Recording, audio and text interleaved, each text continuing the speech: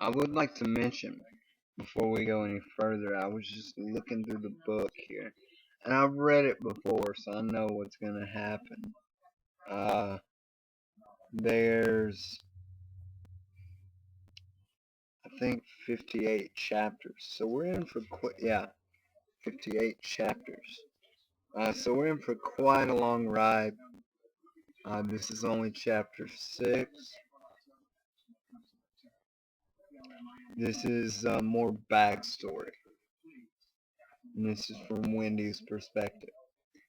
Chapter 6, Night Thoughts. Love was over, and her man was sleeping beside her. Her man.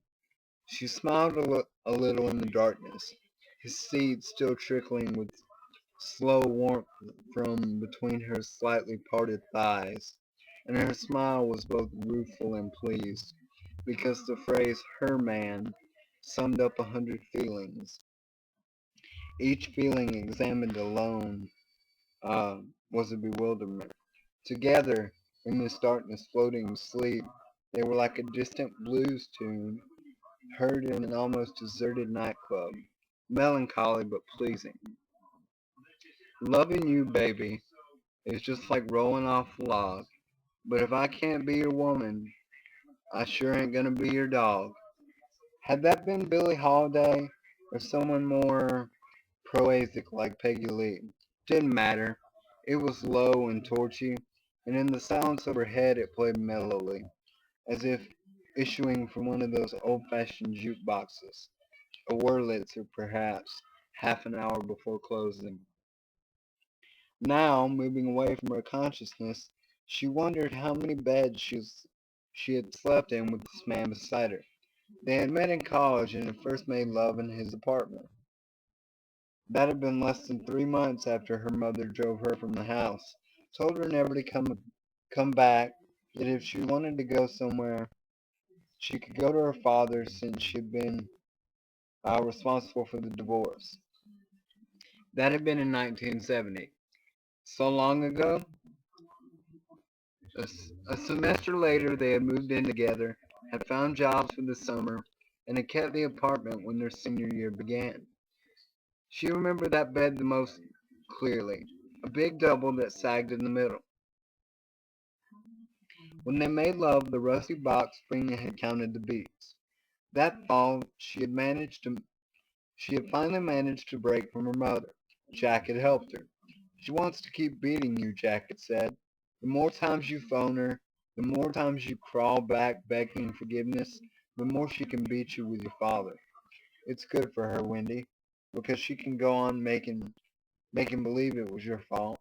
But it's not good for you. They had talked it they had talked it over again and again in that bed that year. Jack sitting up with the covers pulled around his waist, a cigarette burning between his fingers, looking her in the eye. He had a half humorous, half scowling way of doing that, telling her, "She told you never to come back, right? Never to darken her door again, right? Then why doesn't she hang up the phone when she knows it's you? Why does she only tell you that you can't come in if I'm with you? Why does she only because she thinks I might cramp her style a little bit. She wants to keep putting those thumb screws right to you, baby. You're a fool if you keep letting her do it. She told you never to come back, so why don't you take her word for it? Give it a rest." And at last she'd seen it his way. It had been Jack's idea to separate for a while, to get perspective on the relationship, he said. He had, she had been afraid he had become interested in someone else. Later she found out it wasn't so. They were together again in the spring, and he asked her if she had been to see her father. She had jumped as if he'd struck her with a quirt. "How did you know that?" "The shadow knows." "Have you been spying on me?" And his impatient laughter, which is all, which had always made her feel so awkward, as if she were 8 and he was able to see her motivations more clearly than she. "You needed time, Wendy." "For what?" "I guess to see which one of us you wanted to marry." "Jack, what are you saying?" "I think I'm proposing marriage." Oh, the wedding. Her father had been there. Her mother had not been. She discovered she could live with that if she had Jack. Then Danny had come along, her first son.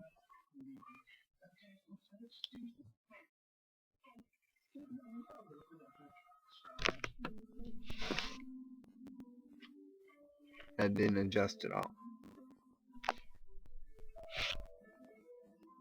Better. I have a pillow. Don't judge me. Uh, that'd have been the best year, the best bet. After Danny was born, Jack had gotten her a job typing for half a dozen English department professors. Quizzes, exams, class syllabi, study notes, reading lists. What was that? Oh, I'm finally getting Facebook messages.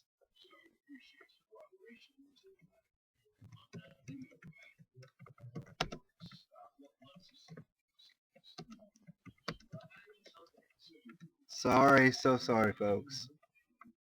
Um, quizzes, exams, class syllabi, study notes, reading lists. She ended up typing a novel for one of them, a novel that never got published, much to Jack's very irreverent and very prideful glee. The job was only good for 40 a week, and skyrocketed all the way up to 60 during the 2 months she spent typing the unsuccessful novel. They had their first car, a 5-year-old Buick with a baby seat in the middle. Bright, uh, upwardly mobile young marrieds. Danny forced a reconciliation between her and her mother. A reconciliation that was always tense and never happy, but a reconciliation all the same. When she took Danny to the house, she went without Jack. And she didn't tell Jack that her mother always remade Danny's diapers, frowned over his formula, could always spot the first uh, accusatory first sign of a rash on the baby's bottom or privates. Her mother never said anything overtly, but the message came through anyway. The price she had begun to pay. Sound off. Oh, I muted the sound so it wouldn't come through again. Uh, the price she had begun to pay, and maybe always would, for the reconciliation was the feeling that she had an inadequate mother. It was her mother's way of keeping the thumbscrews handy.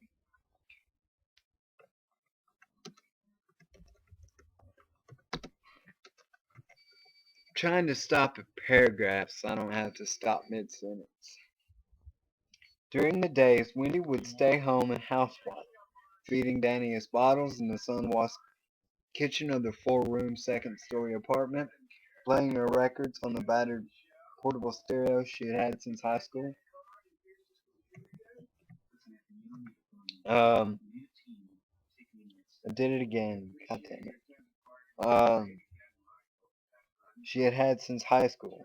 Jack would come home at 3, or at 2 if he felt he could cut his last class.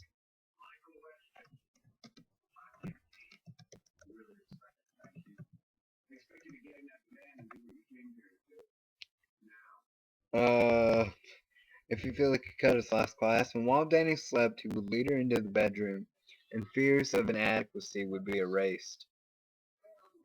Hell yeah. Um, at night, while she typed, he would do his writing and his assignments. In those days, she sometimes came out of the bedroom where the typewriter was to find both of them asleep on the studio couch. Jack wearing nothing but his underpants. Danny sprawled comfortably on her husband's chest, while his with his thumb in his mouth.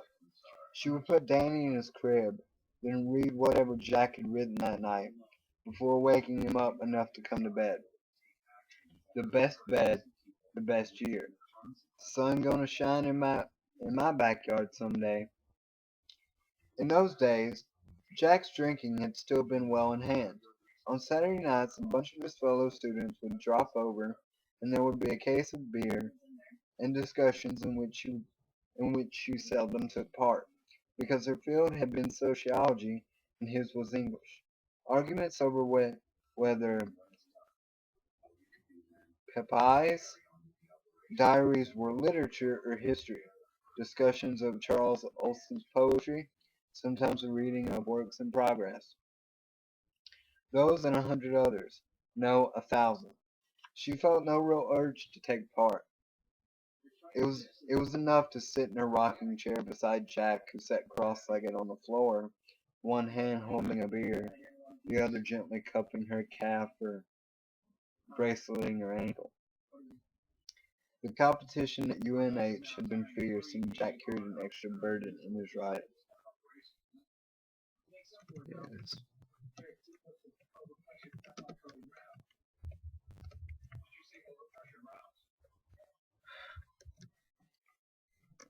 And Jack carried an extra burden in his riding.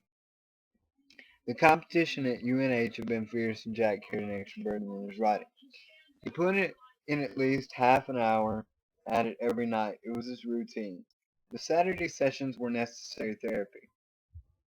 They let something out of him that might otherwise have swelled and swelled until he burst. At the end of his grad work, he had landed the job at Stovington, mostly on the strength of his stories. Four of them published at the time, one of them in Esquire. She remembered that day clearly enough.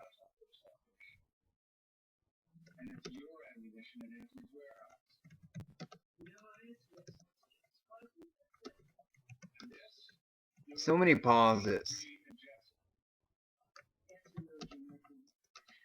I'm so sorry.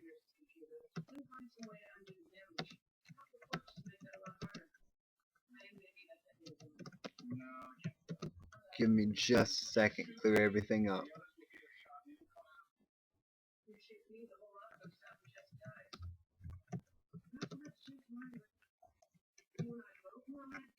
Uh, she remembered that day clearly enough. It would take more than 3 years to forget it. She had almost thrown the envelope away, thinking it was a subscription offer. Opening it, she had found instead that it was a letter saying that Esquire uh, would like to use Jack's story concerning the black holes earlier the following year. They would pay $900, not on publication, but on acceptance. That was nearly half a year's take, typing papers, and she had flown to the telephone, leaving Danny in his high chair to goggle comically after her, his face lathered with cream peas and beef puree. Um, sorry. My, I'm getting tired. You know what I do for you people? I'm putting my vocal cords on the line for you people. And it's dark. I don't know what this lamp is gonna do if I turn it on. We're about to find out. Yeah, I'll just tilt it downwards, fuck it.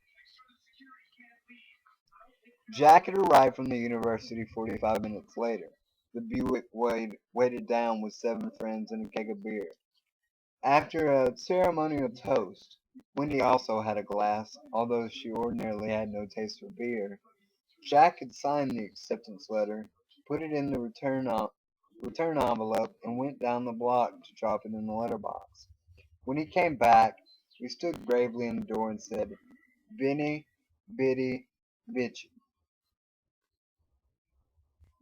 I hope that was correct. I think it is. It's Latin. It means I came, I saw, I conquered. By the way, and my thing needs to be plugged up. Excuse me just a second. Let me grab that. There's so many interruptions. You should be used to it by now. Give me just a second. Let me grab the cord down here.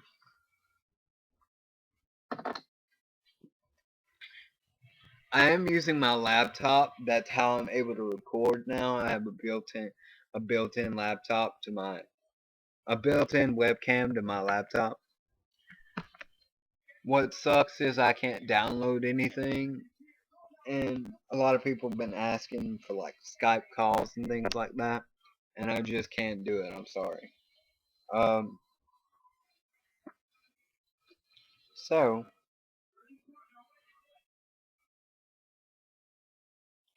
I have to fucking I lost my page.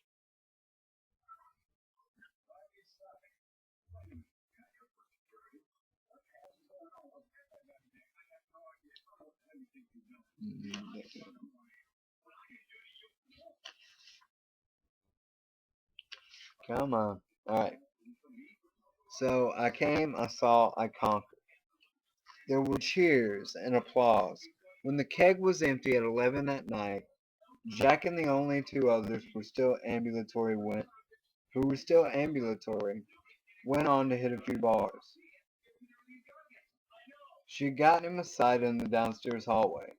The other two were already out in the car, drunkenly singing the New Hampshire fight song. Jack was down on one knee, owlishly fumbling with the lacings of his moccasins. Jack, she said, you shouldn't. Can't even tie your shoes, let alone drive. He stood up and put his hands calmly on her shoulders. Tonight, I could fly to the moon if I wanted to. No, she said, not for all the Esquire stories in the world. I'll be home early. But he hadn't been home until 4 in the morning, stumbling and mumbling his way up the stairs, waking Danny up when he came in. He had tried to soothe the baby and dropped him on the floor. Wendy had rushed out thinking of what her mother would think if she saw the bruise before she thought of anything else. God help her. God help them both. And then she picked Danny up, sat him in the rocking chair with him, soothed him. She'd been thinking of her mother for most of the 5 hours Jack had been gone, and her mother's prophecy that Jack would never come to anything. Big ideas, her mother had said. Sure, the welfare lines are full of educated fools with big ideas. Did the Esquire story make her mother? Uh, did the Esquire story make her mother wrong or right? Winifred, you're not holding that baby right. Give him to me. And was she not holding her husband? And was she not holding her husband right? Why else would he take his joy out of the house? A helpless kind of terror had risen up in her, and it never occurred to her that he had gone out for reasons that had nothing to do with her. Congratulations, she said, rocking Danny, who was almost asleep again. Maybe you gave him a concussion. It's just a bruise. He sounded sulky, wanting to be repentant. A little boy. For an instant she hated him. Maybe, she said tightly, maybe not. She heard so much of her mother talking to her departed father in her own voice that she was sickened and afraid. Like mother, like daughter, Jack muttered. Go to bed! She cried, her fear coming out sounding like anger. Go to bed, you're drunk! Don't tell me what to do, Jack. Please, we shouldn't. It. There were no words. Don't tell me what to do, he repeated sullenly, and then went into the bedroom. She was left alone in the rocking chair with Danny, who was sleeping again. 5 minutes later, Jack's snores came floating out to the living room. That had been the first night she had slept on the couch. How long is this chapter? 3, 4, jeez.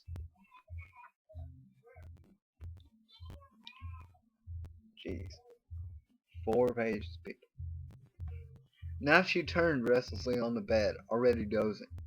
Her mind, freed of any linear order by encroaching sleep, floated past the first year at Stovington, past the steadily worsening times that had reached low ebb when her husband had broken Danny's arm, to that morning in the breakfast nook. Danny outside playing trucks in the sandpile, his arms still in the cast, Jack sitting at the table, pallid and grisly, a cigarette jittering between his fingers. She had decided to ask him for a divorce. She had pondered the question from 100 different angles. Had been pondering it, in fact, for the last 6 months before the broken arm. She told herself she would have made the decision long ago if it hadn't been for Danny. But not even that was necessarily true. She dreamed on the long nights when Jack was out, and her dreams were always of her mother's face and of her own wedding. Who giveth this woman? Her father standing in his best suit, which was none too good. He was a travelling man for a line of canned goods that even then was going broke. And his tired face, how old he looked, how pale. I do. Even after the accident, if you could call it an accident, she had not been able to bring it all the way out, to admit that her marriage was a lopsided defeat. She had waited, dumbly hoping that a miracle would occur, and Jack would see what was happening not only to him, but to her. But there had been no slow down. A drink before going off to the academy, 2 or 3 beers with lunch at a Stovington house, 3 or 4 martinis before dinner, 5 or 6 more wall grading papers. The weekends were worse. The nights out with Al Shockley were worse still. She had never dreamed there could be so much pain in a life where there is nothing physically wrong. She hurt all the time. How much of it was her fault? That question haunted her. She felt like her mother, like her father. Sometimes when she felt like herself, she wondered what it would be like for Danny, and she dreaded the day when he grew old enough to lay blame, and she wondered where they would go. She had no doubt her mother would take her in, and no doubt that after a half a year of watching her diapers remade, Danny's meals recooked and or redistributed, of coming home to find his clothes changed to his haircut, or the books her mother found unsuitable spirited away to some limbo in the attic. After half a year of that, she would have a complete nervous breakdown, and her mother would pat her hand and say comfortingly, although it's not your fault, it's all your own fault. What? You were never ready. You showed your true colors when you came between your father and me. My father, Danny's father, mine, his. Who giveth this woman? I do. Dead of a heart attack 6 months later.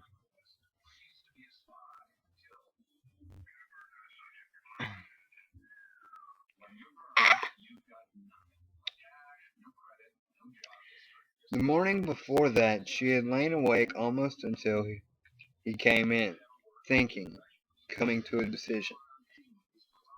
The divorce was necessary, she told herself. Her mother and father didn't belong in the decision. Neither did her feelings of guilt over their marriage nor her feelings of inadequacy over her own. It was necessary for her son's sake and for herself. If she was to salvage anything at all from her adulthood, adulthood, the handwriting on the wall was brutal but clear. Her husband was a lush. He had a bad temper, one he could no longer keep wholly under control now that he was drinking so heavily and his writing was going so badly. Accidentally or not accidentally, he had broken Danny's arm. He was going to lose his job if not this year, then the year after. Already she had noticed the sympathetic looks from the other faculty wives. She had told herself that she had stuck with the messy job of her marriage for as long as she could. Now she would have to leave it. Jack could have full visitation rights, and she would want support from him only until she could find something and get on her feet. And that would have to be fairly rapidly because she didn't know how long Jack would be able to pay support money. She would do it with as little bitterness as possible, but it had to end. Ugh. So thinking, she had fallen off into her own thin and unrestful sleep, haunted by the faces of her own mother and father, "You're nothing but a homewrecker," her mother had said. "Who giveth this woman?" said the minister. "I do," her father said. But in the bright and sunny morning she felt the same. Her back to him, her hands plunged in the warm dishwater up to her wrist, she had commenced with the unpleasantness. "I want to talk to you about something that might be best for Danny and I. For you too, maybe. We should have talked about it before, I guess." And then he had said an odd thing. She had expected to discover his anger, to provoke the bitterness, the recriminations. She had expected a mad dash for the liquor cabinet, but not this soft, almost toneless reply that was so unlike him. It was almost as though the Jack she had lived with for 6 years had never come back last night, as if he had been replaced by some unearthly doppelganger that she would never know or be quite sure of. "Would you do something for me? A favor?" "What?" She had to keep the discipline out of her voice strictly to keep it from trembling.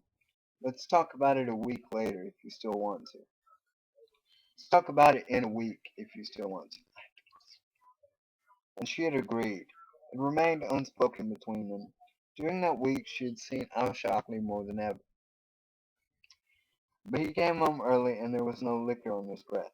She imagined she smelled it, but he knew it wasn't so. Another week, and another. Uh, Divorce went back to committee, unvoted on. What had happened? She still wondered, and still had not the slightest idea. The subject was taboo between them. He was like a man who had leaned around a corner and had seen an unexpected monster lying in the wake, crouching among the dry bones of its own old kills. The liquor remained in the cabinet, but he didn't touch it. She had considered throwing them out a dozen times, but in the end always backed away from the idea, as if some unknown charm would be broken by the act. And there was Danny's part to consider in it. If she felt she didn't know her husband, then she was in awe of her child. Awe in the strict meaning of the word, of a kind of undefined superstitious dread.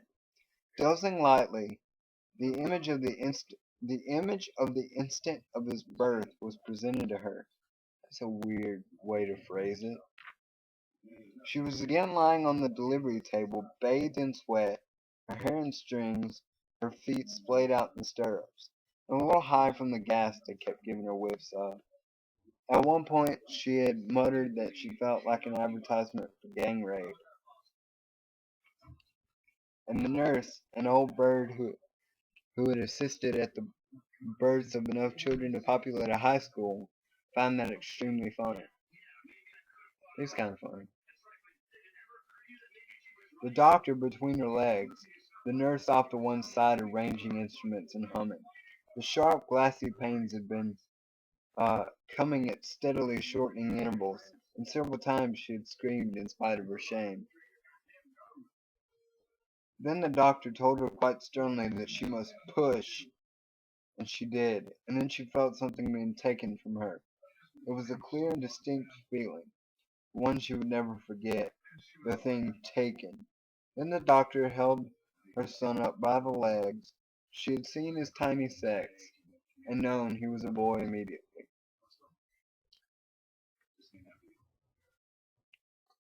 Excuse me, I felt that coming. And as the doctor groped for the air mask, she had seen something else, something so horrible that she found the strength to scream again after she thought all screams were used up. He had no face! But of course, there had been a face. Danny's own sweet face, and the caul that had covered it at birth now resided in a small jar which she had kept almost shamefully. And she did not hold with old superstition, but she had kept the caul nevertheless. She did not hold with wives' tales, but the boy had been unusual from the first. She didn't believe in second sight, but did Daddy have an accident? I dreamt Daddy had an accident. Something had changed him. She didn't She didn't believe it was just her getting ready to ask for a divorce that had done it. Something had happened before that morning. Something that had happened while she slept uneasily. Al Shockley said that nothing had happened, nothing at all. But he had averted his eyes when he said it. And if you believe faculty gossip, Al had also climbed aboard the fabled wagon. Did Daddy have an accident? Maybe a chance collision with fate. Surely nothing much more concrete. She had read that day's papers and the next with a closer eye than usual, but she saw nothing she could connect with Jack. God help her, she had been looking for a hit-run accident, or a ballroom brawl that had resulted in serious injuries, or who knew, who wanted to, but no policeman came to call, either to ask questions or with a warrant empowering him to take paint scrapings from the VW's bumpers. Nothing. Only her husband's 180-degree change and her son's sleepy question on waking. Did Daddy have an accident? I dreamed. I tried to make it more sleepy. She had stuck with Jack more for Danny's sake than she would admit in her waking hours. But now, sleeping lightly, she could admit it. Danny had been Jack's for the asking, almost from the first, just as she had been for her father's, just as she had been her father's almost from the first. She couldn't remember Danny ever spitting a bottle back on Jack's shirt. Jack could get him to eat after she had given up in disgust, even when Danny was teething and it gave him visible pain to chew. When Danny had a stomach ache, she would rock him for an hour before he began to get quiet. Jack had only to pick him up, walk twice around the room with him, and Danny would be asleep on Jack's shoulder, his thumb securely corked in his mouth. He hadn't minded changing diapers, even those he called the special deliveries. He sat with Danny for hours on end, bouncing him on his lap, playing finger games with him, making faces at him while Danny poked at his nose and then collapsed with the giggles. He made formulas and administered them thoughtlessly, getting up every last burp afterwards. He would take Danny with him in the car to get the paper, or a bottle of milk, or nails at the hardware store, even when their son was still an infant. He had taken Danny to a Sovington Keen's soccer game when Danny was only 6 months old, and Danny had sat motionlessly on his father's lap through the whole game, wrapped in a blanket, a small Stovington pennant clutched in one chubby fist. He loved his mother, but he was his father's boy. And hadn't she felt, time and time again, her son's wordless opposition to the whole idea of divorce? She would be thinking about it in the kitchen, turning it over in her mind as she turned the potatoes for supper over in her hands for the peeler's blade, and she would turn around to see him sitting cross-legged in a kitchen chair, looking at her with eyes that seemed both frightened and accusatory. Walking with him in the park, you would suddenly seize both her hands and say, almost demand, "Do you love me? Do you love Daddy?" And confused, she would nod and say, "Of course I do, honey." Then he would run to the duck pond, sending them squawking and scared to the other end, flapping their wings in a panic before the small ferocity of his charge, leaving her to stare after him in wonder. These words, man.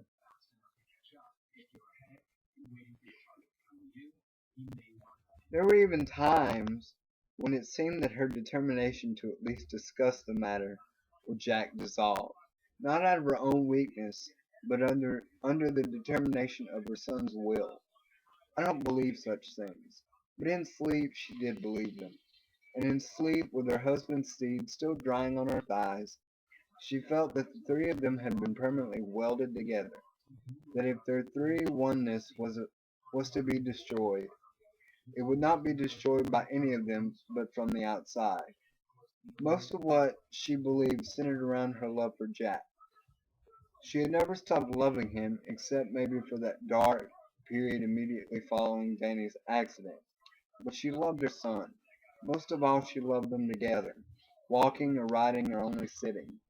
Jack's large head and Danny's small one um, posed alertly over the fans of old maid's hands, sharing a bottle of Coke, looking at the funnies. She loved having them with her, and she hoped to dear God that this hotel caretaking job Al had gotten for Jack would be the beginning of good times again. And the wind gonna rise up, baby, and blow my blues away. Soft and sweet and mellow, the song came back and lingered, following her down into a deeper sleep where thought ceased and the faces that came in dreams went unremembered. Alright, so that was an incredibly long chapter. A lot of backstory, uh, creating more tension between, or more, I don't want to say tension, but uh, more backstory. It's what we just read, but from Wendy's perspective and how she felt about everything. Um, and there's a lot of clues to what's gonna happen, but I'm not gonna give it everything away, um, because I know at least one of you has not read or seen the movie, so I'm gonna keep my mouth shut. I'm gonna stop for today because I'm getting very tired. Like I said, my chest is hurting and I'm running out of breath. And I'm gonna pick up as soon as I possibly can. I love doing this. I just have to say I love doing this. And I've actually got another couple books planned to read because this is just too much fun. Um, all right, so when I get the chance, I will definitely do it again. All right, thanks.